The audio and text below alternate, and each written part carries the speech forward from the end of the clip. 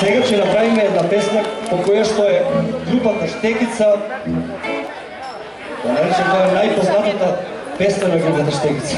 Имаше една песна од Дадо Топич, Елизабет, некаде далечна во 81-а. Ние се потрудивме да ја преведеме на малешевски, на беровски. Па ќе ја чуеме. Песната се вика Лисавето, песна за една Лисавето.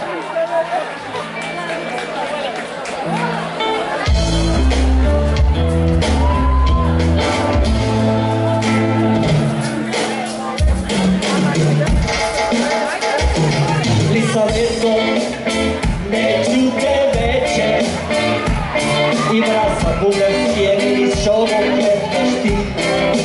Ti izloci malku dur iz Čembesa i da si baš najupovar moderenije to i ti nemaš uskaz francuski. Lisaveto, zašto si takva? Klapi se sustru znala noš, a ja se prikak si čisto znam u čoši.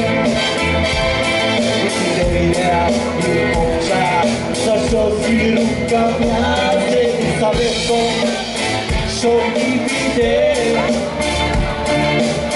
beše mi novu, ale drugar. Jok, ne veruvam, osti se naljubila.